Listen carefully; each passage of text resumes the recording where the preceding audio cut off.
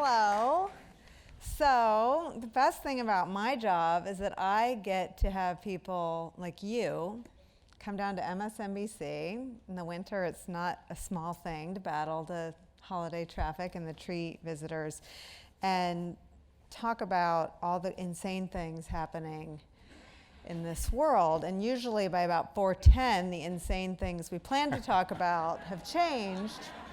And because you are, as we just heard, so worldly, they'll say in my ear, go to Stengel, go to Stengel, if the news changes at 4:06 before anyone's had time to read it. So the fact that you do what you do for our show and so many shows, and that you wrote this book, which you didn't rip from the headlines last week, but you actually had the idea to write it before this was a thing. And of course you sat down and wrote a book, and the thing you write about is the thing that's in the news at the center of impeachment. So just tell us about how exactly what we talk about every day on the news right now, the things that are at the heart of Donald Trump's impeachment, intersect with what you sat down to write about a while ago.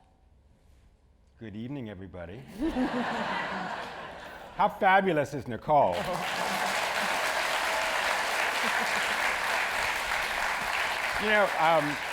You know that she's a novelist too, and it's a fantastic book. Our mutual friend told me about it even before you had a show. So I also want to look out and see my 96-year-old aunt. There she is. Okay.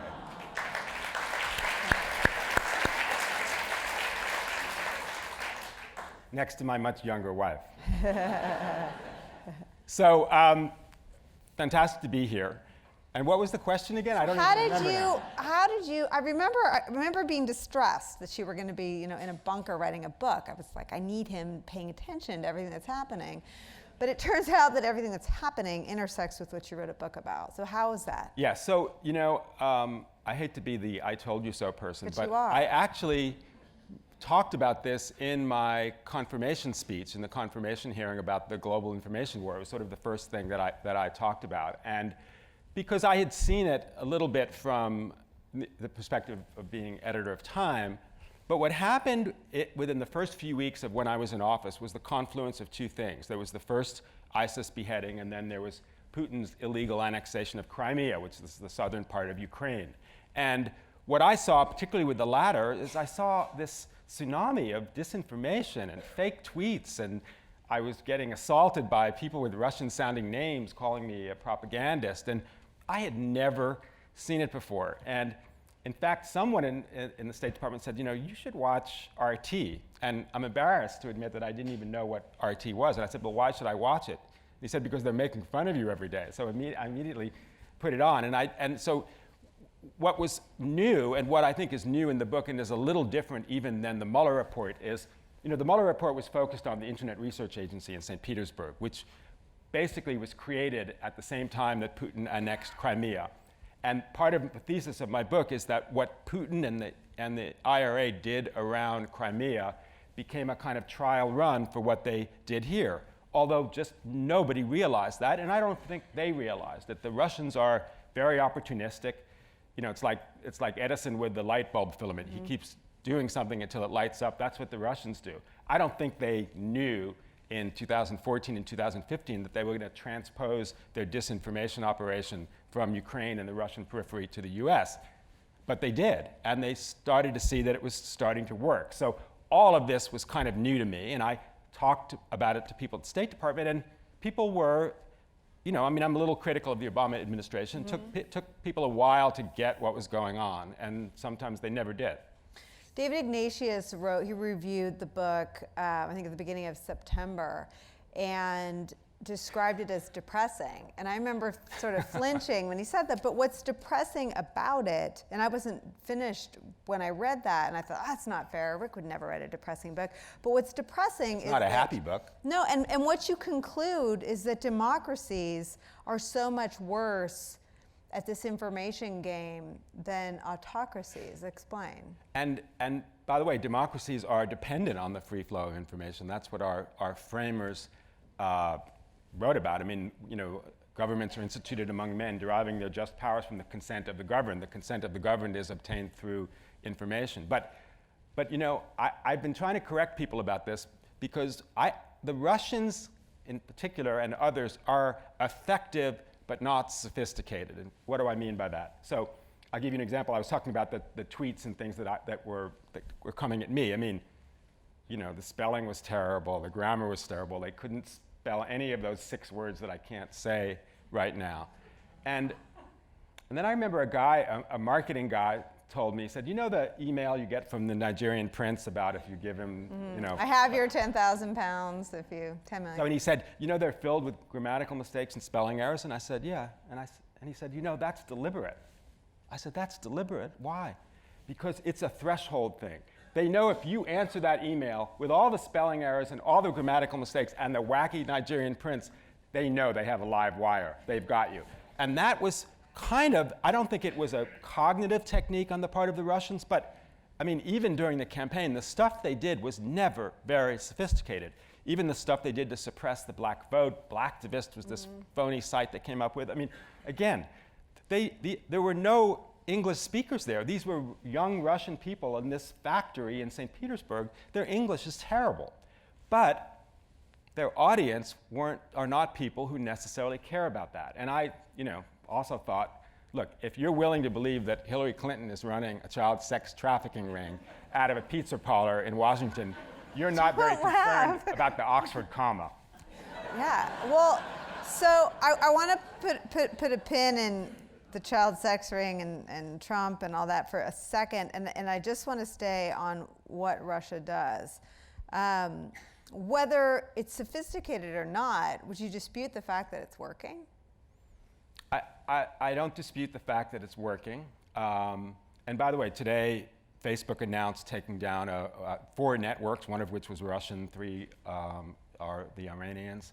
The scale, I mean, I don't want to, I tried not to be alarmist. I mean, the scale is, people think it's bigger than it is. I mean, so even that statistic that everyone saw, 126 million people saw a Russian ad on Facebook. Well, that's very wide, but it's not very deep. Those 126 million people probably saw 1,000 ads during the course of the campaign, or 10,000 ads.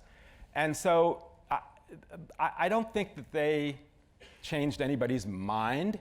What they did, what they were effective about was suppressing vote, the stuff that was targeted at African American voters, telling them not to vote. The stuff in the last couple of weeks during the campaign of mobilizing Jill Stein voters. I mean, again, this isn't causal, but Hillary Clinton lost those 3 states by a smaller margin than the number of votes that Jill Stein got. So I don't think if anybody says they know definitively that how the Russians affected the election, I still don't quite know the answer to that. So Donald Trump's politically appointed heads of the NSA, he's since retired, but Admiral Rogers, of the FBI, Christopher Wray, and also retired DNI, Dan Coats, all testified before Congress under oath that we were not doing enough to protect against what you write about. Do you conclude anything differently than what they've testified to? And what is the state right now of our readiness? So I make the case that information war is on a kind of continuum. There's a hard end and there's a soft end. The hard end is cyber terrorism and malware. I mean, I saw a story the other day that the Pentagon says they are attacked, the Pentagon servers are attacked 30 million times a day, right? By bots, by individuals. The scale of that hard war is hard to conceive of. I don't know what the NSA is doing about that, what DHS is doing about that. I hope they're doing something about it. Private companies are doing something. Everybody is kind of becoming more fortified. And even US Cyber Command, which I admire those folks. I mean, they're doing stuff, a lot of the stuff of which we don't know. But the scale is crazy. On the soft end is disinformation or misinformation. And there, it's kind of a mixed bag. I mean, I don't think government can do anything about that. One of the things that may be depressing about the book is I sort of come to the conclusion that government shouldn't be in the business of creating content to counter other content. We shouldn't be creating propaganda to combat other propaganda. We shouldn't be creating disinformation to combat other disinformation. That's not who we are. That's not what our brand is around the world. I mean, I just think it's not the right thing to do. So I think there, it's really, not to get too far ahead of ourselves, it's really up to individuals is one of the things. I say many times that we don't have a fake news problem, we have a media literacy problem.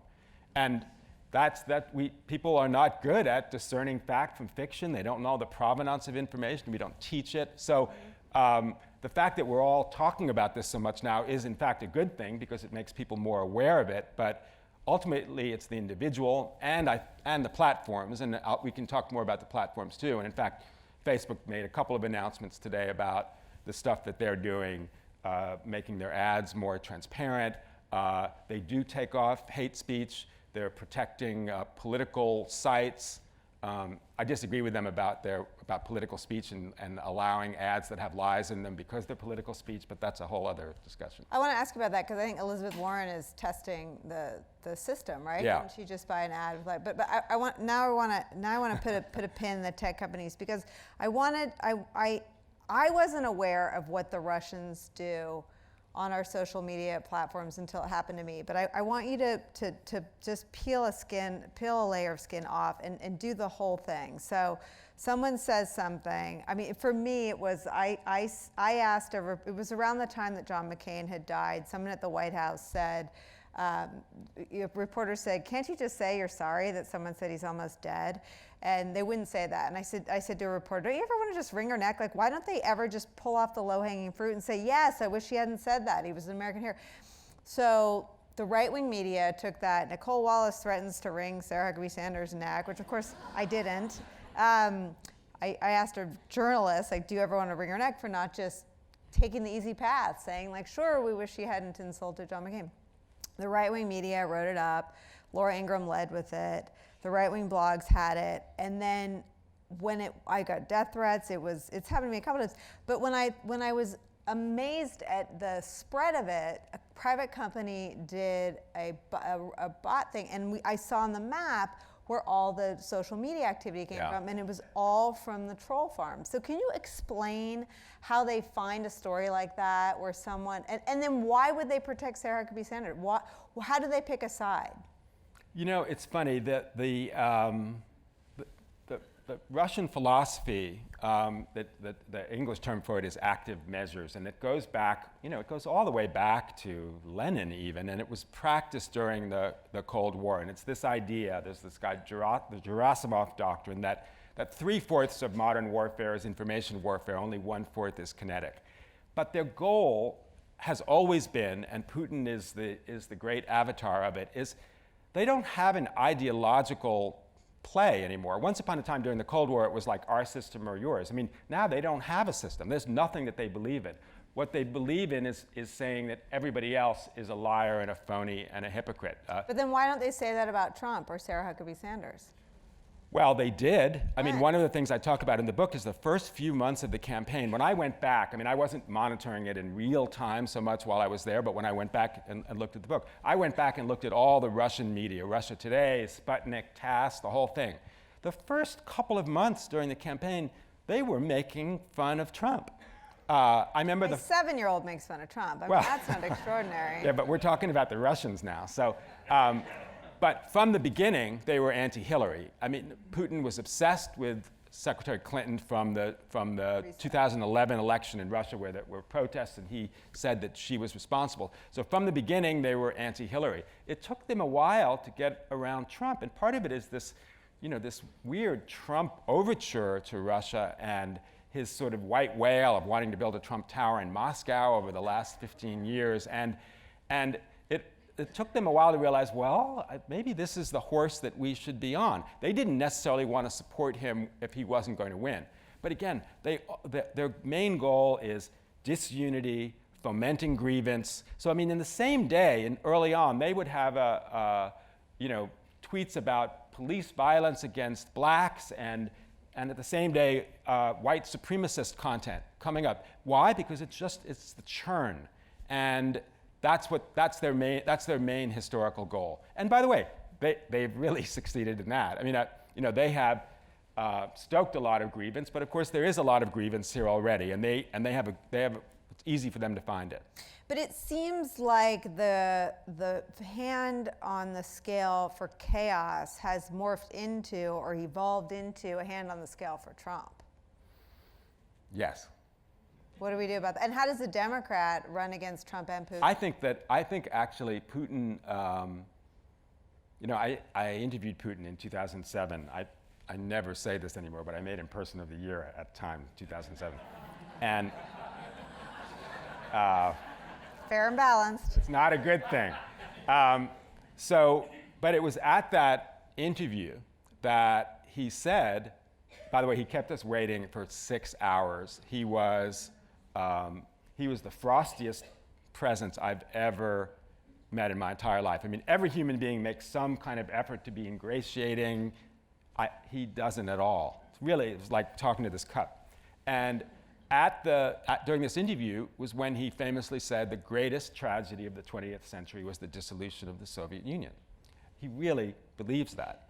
And so much of what he does is to try to put the band back together. I mean, as some of the guests on your show said, Russia with Ukraine is the Soviet Union again. Russia without Ukraine is just a country in that region. So is he gaming it out all the time? I don't know. I mean, in the diplomacy world, there's always this discussion, is Putin a chess player or a checkers player? And, compared to Trump, who is, is a go fish player. Putin seems like a chess master. I actually think he's a checkers player. He just tries things, and if they succeed, he does more of it. If it fails, he tries something else. It might be like a female. I think it's like My Little Pony and Donald Trump's yellow hair, but that's another story. Yeah. I wonder, though. I mean, and part of what David Ignatius gets at in his preview, really, of the book, is that autocracies are better at the spread of disinformation for the very reason that you articulated when we first sat down, that democracies thrive on truth. And it would seem that that's the thread that you can pull through to where Trump gains an advantage over first 16 Republicans in the Republican primary and then Hillary Clinton in the general. As we head into another election, how does either a Republican primary challenger or a Democratic campaign that still adheres to the truth, that still tries to put up truthful ads on Facebook or other places, that still tries to put people out on television interviews and tell the truth, how do you combat someone or an entity or an organization that doesn't need the same things to eat and breathe? I mean, the truth is an oxygen in a democracy. If you're an autocracy or have autocratic tendencies like Trump and you don't need the same things to live, how does the democracy beat the autocracy? See, I have to write, when Nicole's questions are so long, I don't even... An hour is a long time. So, the first thing and the sad thing, and David talked about that, and I talk about it in the book, is that the autocracies use the First Amendment against us. They use our own press freedoms against us. I mean, so when after Putin annexed Crimea and said there are no Russian troops in Crimea, every American reporter reported that Vladimir Putin said there were no Russian troops. Trump also uses the First Amendment against us in the sense that this idea that political speech is more privileged than regular speech, which Facebook has acknowledged, but it's also true in the law. I mean, Trump is practicing hate speech from the Oval Office on Twitter every day, but it's protected because it's political speech. I actually don't think it should be. The other thing about what to do about it, it's kind of a conundrum, and I think it's a conundrum for the press too. So I write a lot in the book about cognitive biases and confirmation bias, why we seek out information that we agree with, and the backfire effect, why when we have a deeply held belief and we get information that contradicts it, it makes us believe it even more deeply. There's something called belief echoes, which is this idea that even if you take a false piece of information and you rebut it immediately, the original false piece of information creates a belief echo in your brain. So I actually think, and a lot of folks on Twitter who say, like, no, don't retweet the president's tweet in order to say that it's a lie or disabuse people of it, because you're creating a belief echo with it. I think that's part of the problem with the candidates too, right? So that when you're responding to his criticism or responding to this crazy stuff, you're just creating more churn and embedding that in people's minds. I mean, So what do in people marketing, do? when you want to kill a brand, you know how you kill it? You ignore it. So I actually, even though I'm always want to be fighting when I'm in politics, I sometimes think maybe fighting isn't the right way to go. Well, there's a disinformation campaign that's dominating the political news right now, and it's that if you believe the whistleblower account, which has largely been corroborated by White House admissions and other admissions from diplomats that have testified on Capitol Hill, Donald Trump trafficked in the disinformation about the 2016 election and about Ukraine having the DNC server, which his own Homeland Security advisor, Tom Bossert, said was wackadoo to Trump and on TV. Deciding that saying it on TV might get to him quicker. But what do you do when the commander-in-chief of the United States military is trafficking in fake news? It's really disheartening, to use a euphemism. I mean, But do you do what you just said? Do you ignore it? I mean, I wouldn't ignore that. I mean, one of the things I say in the book, I call him the disinformationist in chief, that he is both the beneficiary, the cause of, the promoter of the use of false information in a way that we've just never seen before. I mean, I think it obviously empowers other autocrats around the world. It empowers people who are trying to suborn our system. It's a hard problem, and again, I think we want someone to get up there and kind of fight with him, and I'm not exactly sure that's the right thing to do. Are you surprised that there aren't more I mean, obviously Secretary Mattis had a line and couldn't cross, but are you surprised that there aren't more people at the highest levels of the US government who see the president of this country traffic in exactly the kind of disinformation you write about and do it in exactly the same kinds of ways that autocracies do it and refuse to participate? Yeah, I mean, I've been disappointed in folks like that, as I know you have been. I mean, I have immense respect for Secretary Mattis. And, when he left office and there was that fantastic resignation letter, which, you sort of have to read between the lines to feel the full force of it. But and nothing speaks for itself anymore. And then he said, I'm a kind of an old-fashioned guy. I don't believe you should criticize the president while he's in office. Well, you've got to. So I feel like Jim Mattis and McMaster and some of these other folks who observed this firsthand, who know better than anybody that the President of the United States is a security threat, a national security threat to the United States. These are men who have risked their lives and spent their lives protecting our national security, and they're working for the guy who's the gravest threat to our national security, who's 10 feet away. You have to say something. And his weapon is what you write about. I mean, his arsenal is disinformation, right? It is, but again, look, I want everyone to talk about disinformation because of my book, but I do think that the damage that he's doing, there's the national security threat, there's obstruction of justice, there's a violation of federal election law. I mean, there's 1,000 other things which I think in some ways are worse. And I do think, one of the things, it sort of depressed me early on when Lindsey Graham said to us, kind of pointy-headed liberals, I'm not going to include you in that, Nicolle, that, you guys don't get the joke. Trump's voters are in on the joke. They know that he's not telling the truth, but they don't care. And maybe we care too much, but I just think his violations and transgressions are much greater even than disinformation. And I think what he's doing to the culture, the corrosive nature of the way he's changing culture of masculinity, of truth-telling, of government, public service, those things are much worse and much scarier to me. In fact, I was thinking about it before coming here. Nicolle, once upon a time, was and maybe still is, a righteous and true blue small c conservative.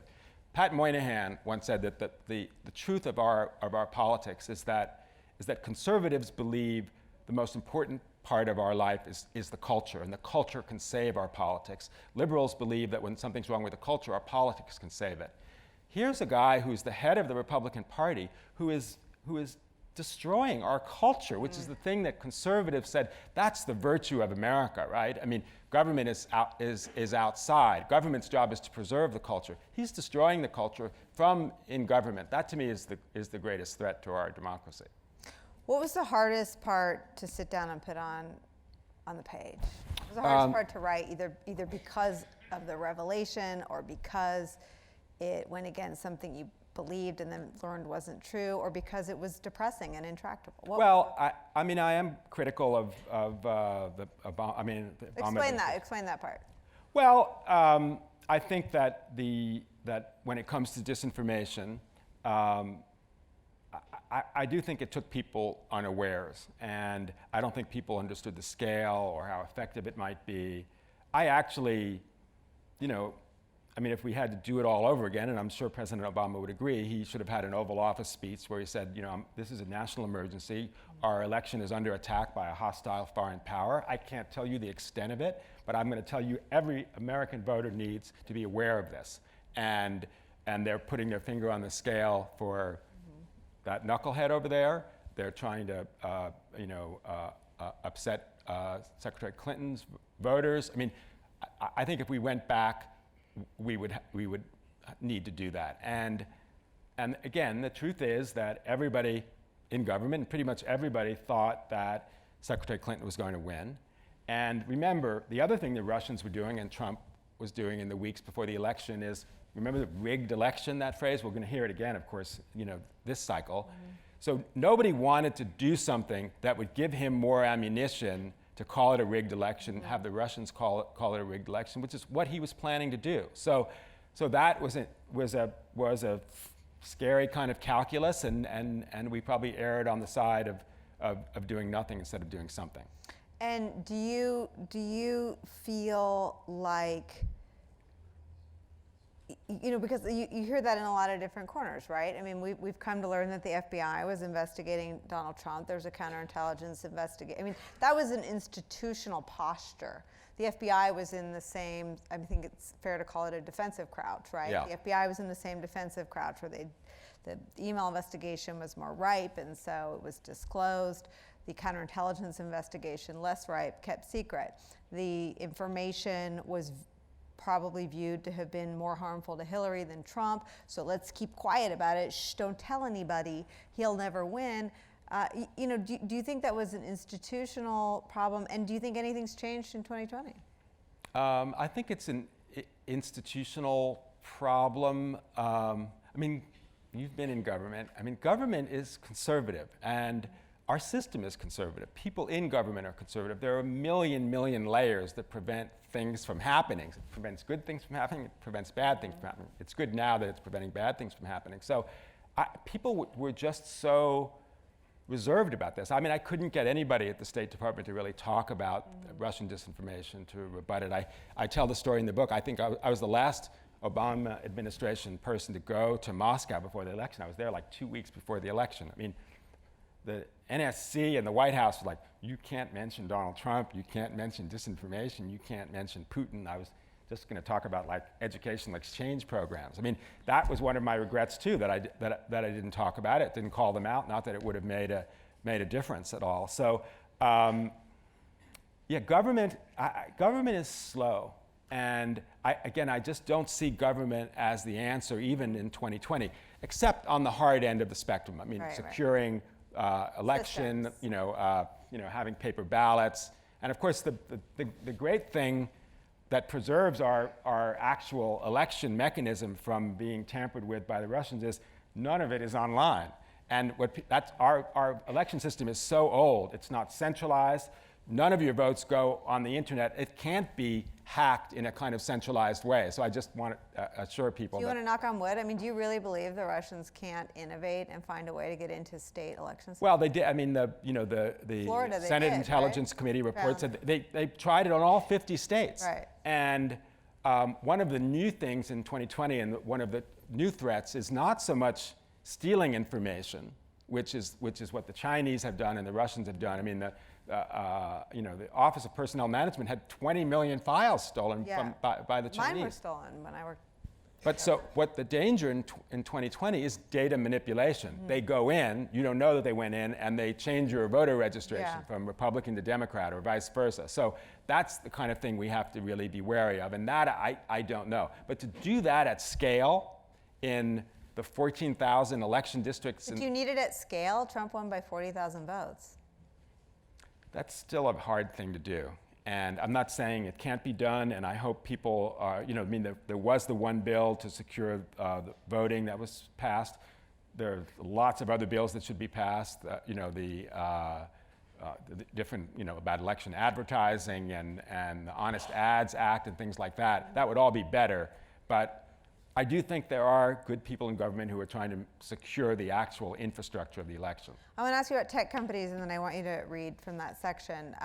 I don't follow this piece of it as closely, but explain what Elizabeth Warren was trying to prove by buying an ad that was fake on Facebook. So I'm going to now do it like a tiny little, seminar. So the thing that created the tech companies, other than, visionaries like Mark Zuckerberg, et cetera, was the Communications Decency Act of 1996, Section 230. And it was actually smart legislators who said, hey, there's this whole new world being born of publishers, although we don't call them publishers, whose content came from third parties, you, me, user-generated content, unlike MSNBC or Time Magazine or whatever. What they wanted to do was to kind of incentivize this new world, which is smart. So they said, you know what? You platforms, you're not really publishers, you have no liability for the content you publish. Well, it created this gigantic industry, the biggest industry in the history of the world, but it now needs to be changed. The platform companies need to have liability for the content they publish. Not only are they not publishers, they're the biggest publishers in the history of the world. So one of the things I recommend is that they do that. That's what Elizabeth Warren, in a way, was trying to do a test case of. She's also trying to do a test case of, so political speech is more privileged than regular speech. That's why Facebook says they don't want to correct the President of the United States with an incorrect ad or when he lies, because that's what we're supposed to do as voters in a democracy. I, again, would disagree. I think Section 230 needs to be amended so that demonstrably, provably false content, no matter where it appears, should be taken off, as well as hate speech, which Facebook does take off.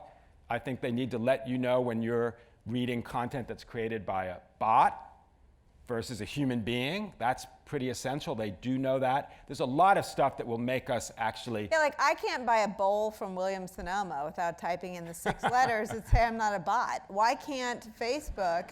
are you a bot? And you have to type in, and I can why can't Facebook have, why can't they require someone to type in 6 letters to prove they're not a bot? Yeah, so I'm not so sure it's that easy, but Elizabeth Warren would say that their whole economic system is based on virality, and virality is neutral. Virality can be of false stuff and content created by bots versus good stuff. So she would say they're never ever interested in reducing virality, and that's why they don't take the stuff down, is what she says. I'm not completely convinced that that's true.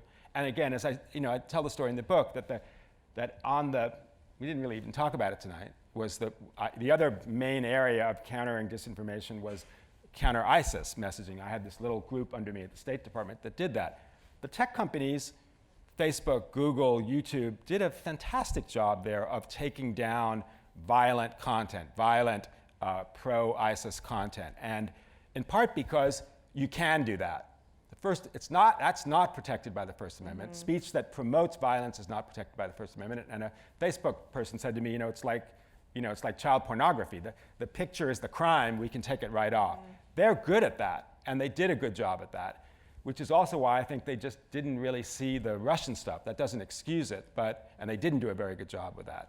But are there lessons from your work in having the extremist content, right? Yeah. So it wouldn't have to just be, but is there not some way for them to take whatever standards or morality or, the tech companies from the outside don't appear to act like they're run by human beings.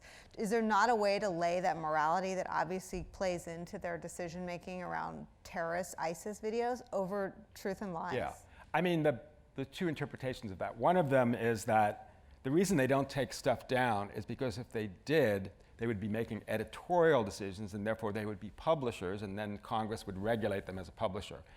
That's the bad side. The more benign side is where what Zuckerberg says is, do you want Facebook to be making decisions for you about what's factual and what's not factual? I don't know. Do you? I mean, so that's a fair point. Again, I do think there needs to be rules of the road. They need to collaborate with each other to take that stuff off. So part of the reason they were successful in doing counter-ISIS stuff is they talk to each other. They don't talk to each other about this disinformation and Russian stuff. That is also something government can force them to do. But of course, this government is not going to do that. I love you on the page, and so I wanted you to read something from sort of near the end of the book, the postscript. And you know, these are my new progressive glasses. I haven't really used them for reading. The last paragraph. If information is power, disinformation is an abuse of power. Ultimately, information war is not a battle of technologies or platforms. It's a battle of ideas. The weapon in this war are new and evolving, but the issues are old and abiding. Do we care about facts and truth? Do we believe there is such a thing as empirical reality that we can all agree on? Do we believe that people and nations are capable of choosing their own destinies? Our adversaries are fighting to prevent people from having agency over their own lives. They are fighting to have autocrats and ideologies make decisions for us. They are fighting to dismantle the infrastructure of truth. They are fighting to undermine the idea that human beings can be moved by fact and reason. They are fighting for relativism, the idea that no idea is worth fighting for.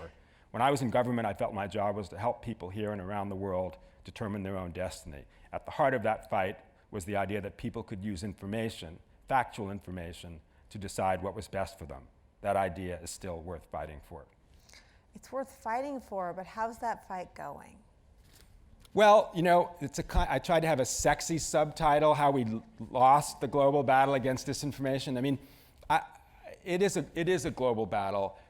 There'll never be a winner or a loser. I mean, you know, that Mark Twain quote that people still reel out, like a lie goes around the world 16 times before the truth puts on its shoes. It was written in 1862.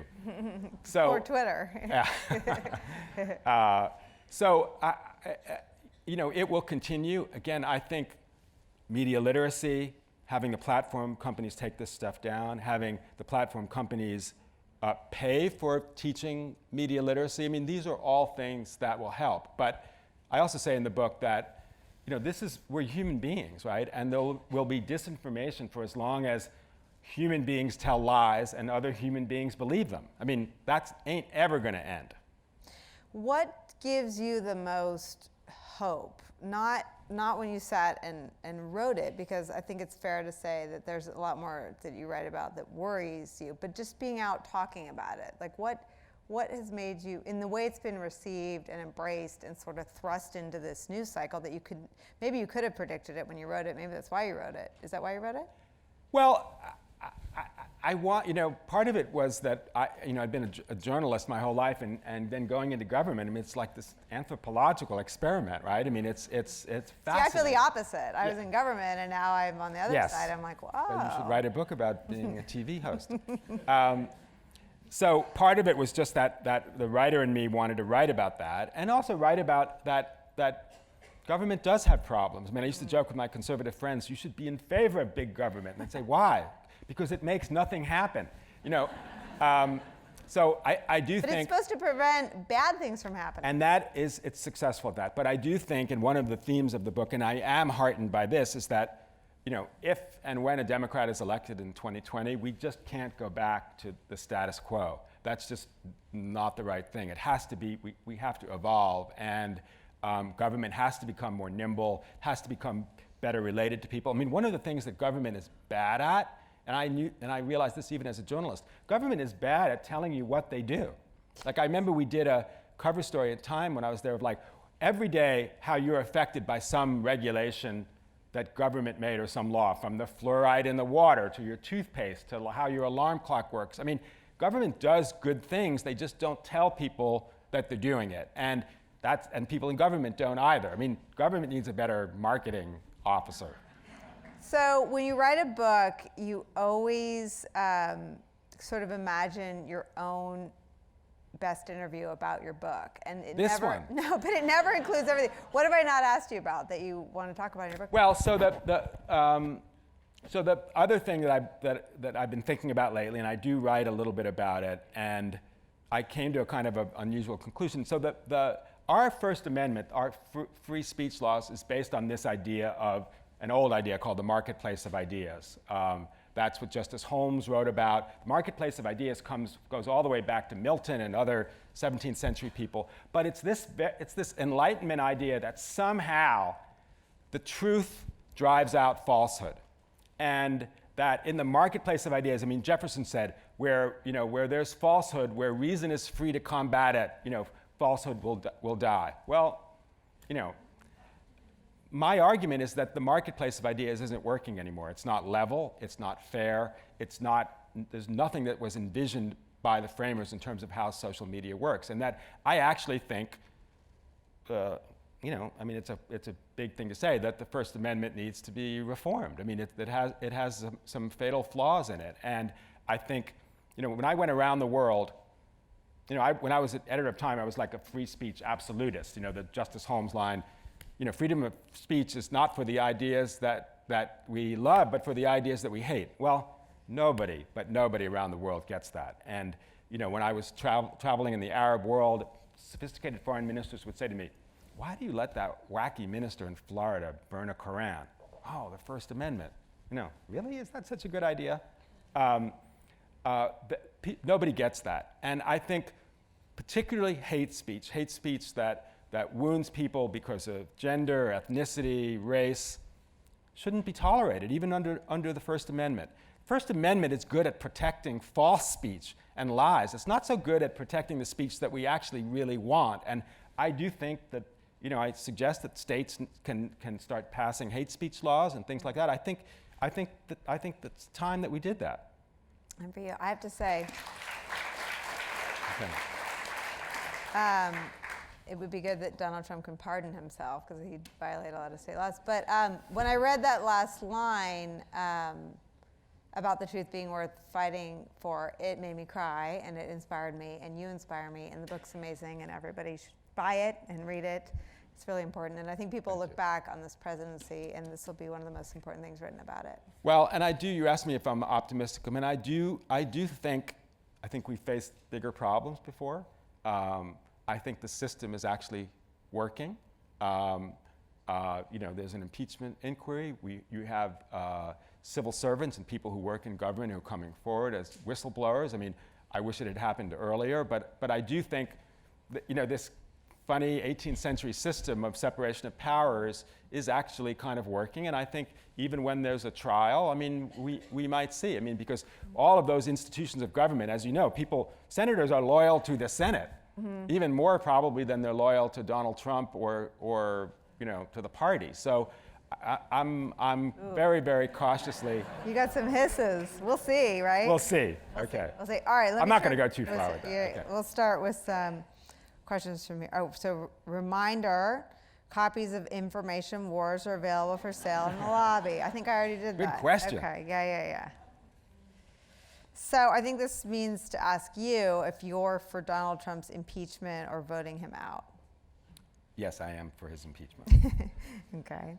And voting him out, okay. At this point, what do you think the chances are of Trump being reelected?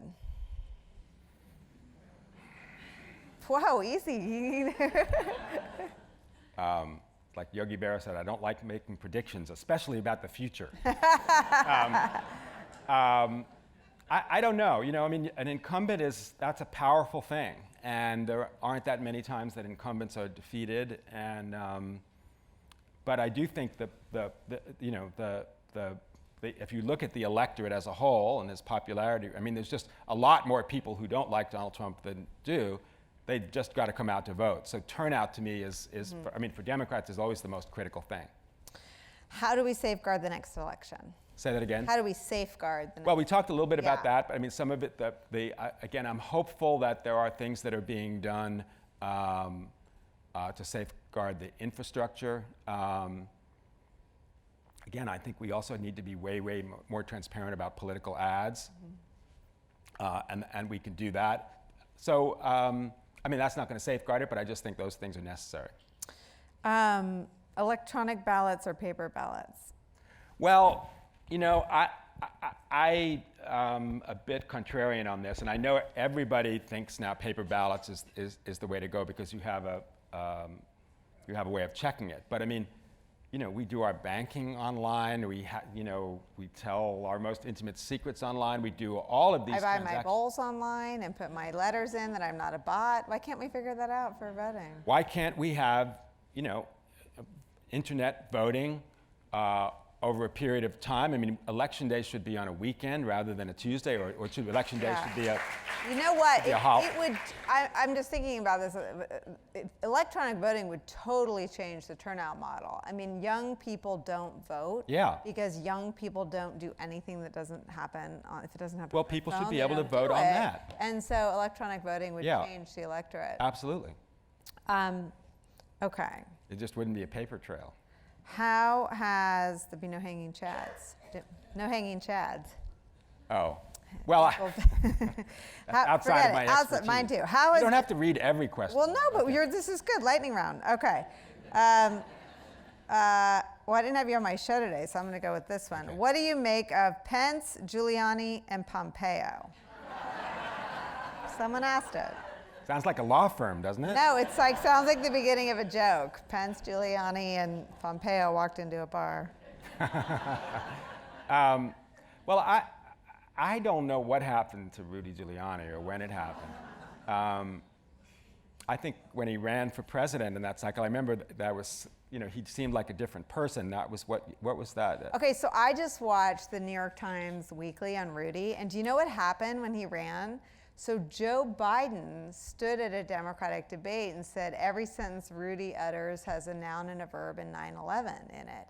And Maggie Haberman is quoted in that great documentary saying that some of the origins of Rudy's, you know, political jihad against the Bidens may have its roots in that insult. Oh, So that's interesting. there's just interesting tentacles and all the sort of the grudges between, because Rudy really is viewed, if you look at all this congressional testimony so far, as being the mastermind of the, you know, get Ukraine to do Trump's political bidding. So I think when historians look back at Rudy, what seems clear now is that the 9/11 period was the anomaly in his career. Yeah. Right? That he that he was a I'll leave it to historians, but I think you're probably right. Yeah. He was a kind of authoritarian mayor.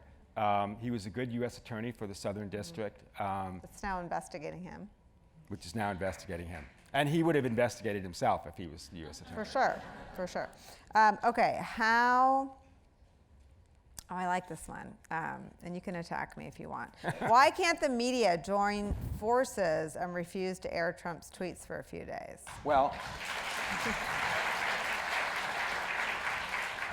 as I was saying, I mean, you kill a brand by suffocating it, by not doing it. I have a line in the book which people have commented on, which is that CNN did a whole lot more to elect Donald Trump than Russia today.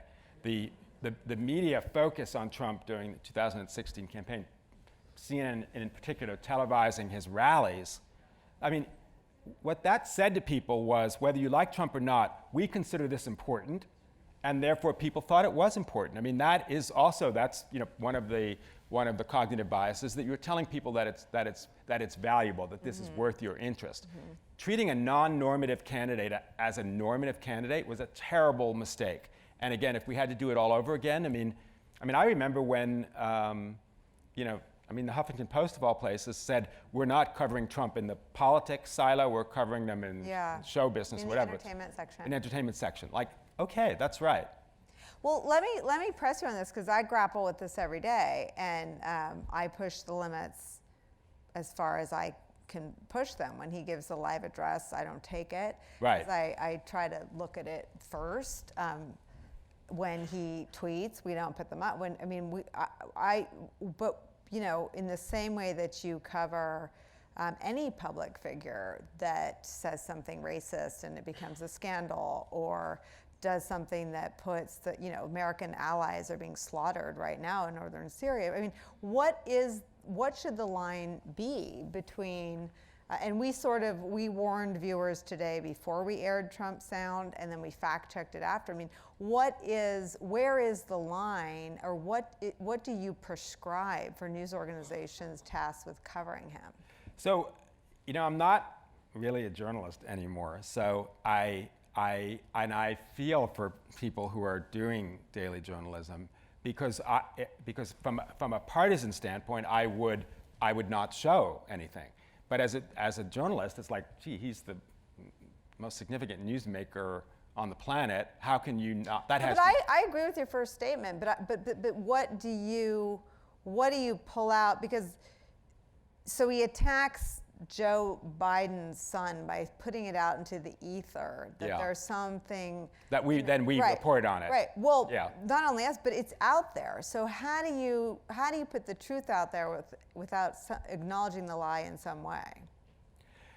One of the things I used to say to the Foreign Service officers who worked for me was, there aren't two sides to a lie, and the authoritarians, Trump, used the journalistic bias for fairness as against us. So it's like, if someone said the moon was made out of green cheese, CNN would have a scientist on, one scientist who said, yes, that's correct, and one scientist who said that's wrong, right? That's not journalism, right?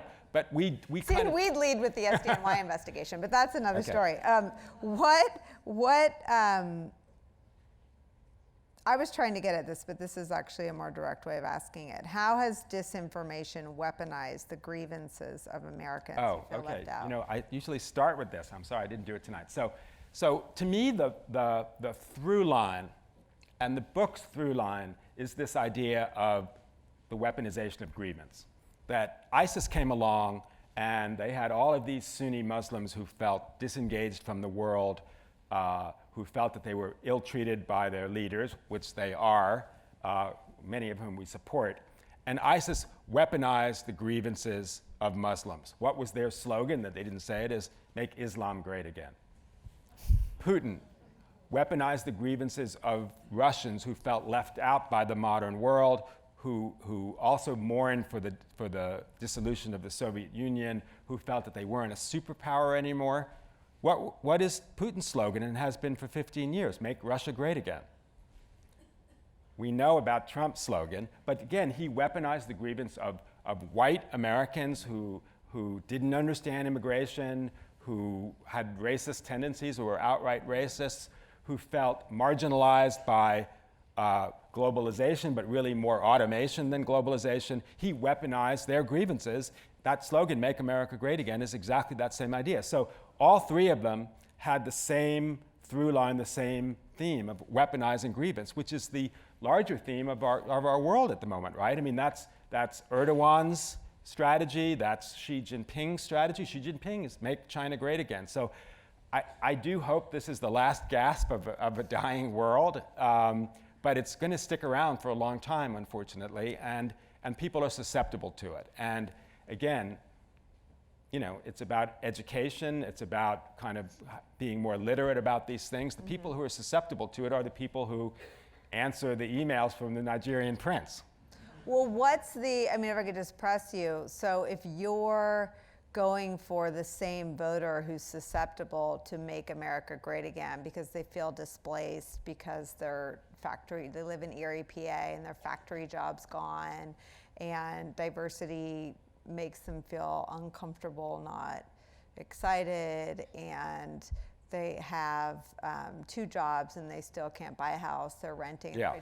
What is the message that pulls that person away from the edge of the cliff where MAGA gives them hope? Look, I think the Democrats have made mistakes here. I mean, I remember covering Bill Clinton in 1992 in New Hampshire, and he was saying, these jobs are never coming back again, right? The same voters, right? Mm-hmm. But Democrats needed to have and it's the world's most boring phrase I'm about to say, an industrial policy, i.e., how do you take workers who are losing their jobs and transition them to jobs that will come into being? I mean, Germany has an industrial policy. Germany has lower unemployment than we have because the government says, hey, you're in a factory that's using that's making shoes, and now that's all moving to China. We can turn that factory into a high-tech, factory that makes, I don't know, light bulbs that last a long time, and we're going to retrain you.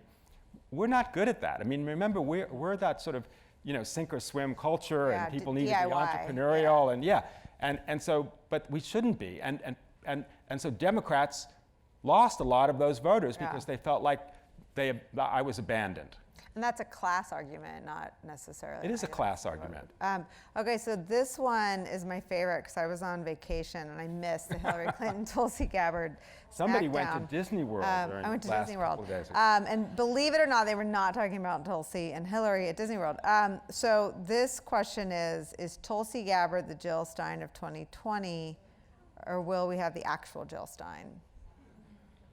Well, there's this phrase from Active Measures, and it was a Lenin phrase, a useful idiot. And the thing that people don't understand so much about Russian espionage is that they use useful idiots. We'd actually like to use people that that we make a deal with, but the Russians, suborn people, all of those wacky people that were trying, for meetings with the Trump campaign, Donald Trump Jr., useful idiot, right?